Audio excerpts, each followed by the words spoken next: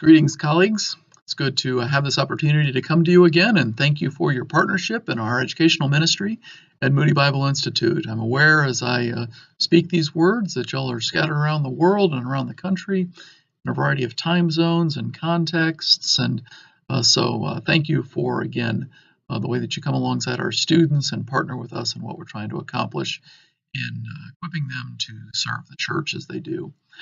Just thinking back to what I said to you last time we had this opportunity to talk, inviting you to give me some feedback on what you know about our students and our graduates as they're in a variety of ministry contexts around the world. One of our instructors wrote back with a note about a recent graduate who is currently serving in Iraq as a medical missionary. And it's a good reminder for us as to what we're doing and the kind of influence that spreads from our classrooms to literally boots on the ground in some of the world's most challenging contexts. And so think of this young man who is working to bring physical healing as well as spiritual healing to folks in Iraq, really being tested and challenged with his ministry service. And from what I understand, grateful for the kind of equipping that Moody brought him. And of course, that happens through y'all. So thank you again for that. As I sit here today, of course, we're just a couple of days after a really divisive, extensive primary and election season, and now an election itself. And no doubt some of your experiences has been very similar to some of mine, that is with colleagues and students and family and friends who are running the gauntlet from rejoicing to mourning. And fortunately, the Bible gives us instructions as to what to do in a context like that we ought to, as best as we can, rejoice with those who rejoice, that is, understand what it is that causes this rejoicing or relief, and how we can speak to them about those things, and also for those who mourn, who find this outcome threatening or challenging for them. And I think that we're in a particularly challenging place not to skew too strongly to either side and to not hear the heart of those on the other side. That's certainly what I'm trying to do as I navigate this particular context, and also as I seek to instruct and to model what it is to think Christianly and biblically and faithfully and carefully, and to be quick to hear and slow to speak in both of these regards. And so, again, you are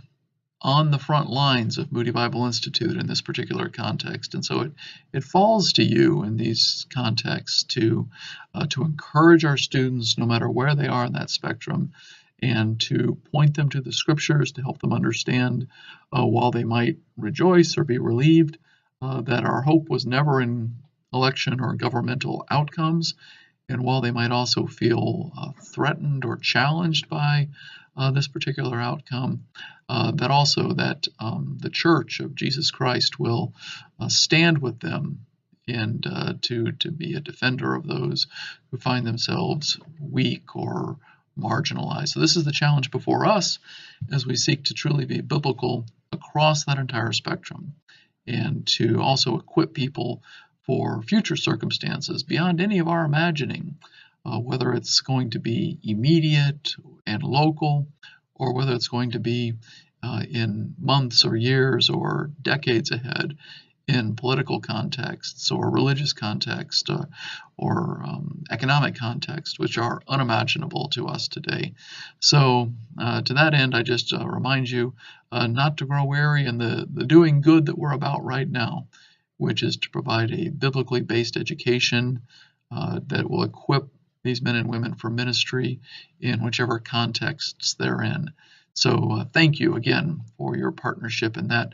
And I just encourage you to guard your own minds and reactions in these days, not to skew too strongly to either end of that continuum as we seek to be other-centered in our responses right now, and not expressing any kind of self-centered sorts of reactions and emotions that we would be quick to hear and slow to speak in these particular moments in which we're called to live faithfully.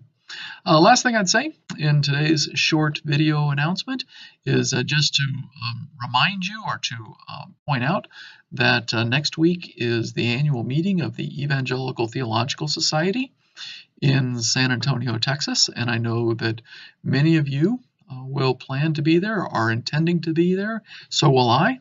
And some of you I have met face to face, but very many of you I haven't. And so if next week in San Antonio is a chance for you and I to meet, I would really enjoy and appreciate that. And let me go one step further.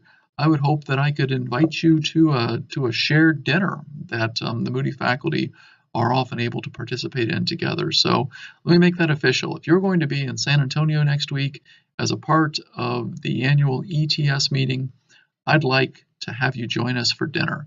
The way for you to do that is for you to send me an email as soon as possible so that we can make sure that our reservations and other plans are appropriate for that. So please send me a note at brian.o'neill@moody.edu.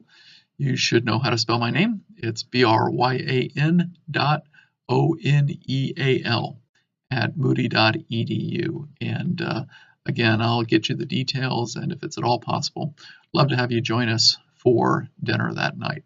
Until then, we're about halfway through this current 8-week term. If you are currently in a classroom, then you know that our students are right at that midterm point.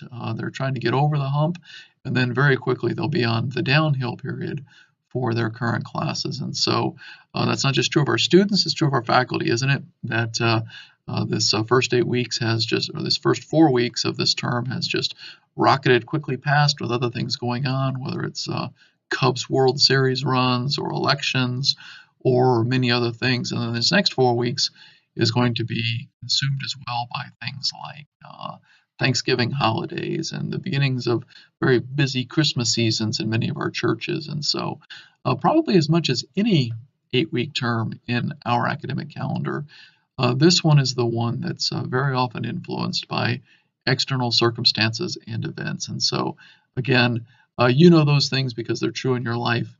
Just remind you of those things as you come along. Our students who are also in those family context, ministry context, work context, which often change pretty dramatically during November and December. So I'm not telling you anything you don't know. I'm just reminding you that I know it too. And so I want to affirm you as you carry that particular load and bear them along in this season. So once more, thanks for your service to Moody and to our students and for your partnership. And I hope to see many of you next week in San Antonio. Until then, go Cubs.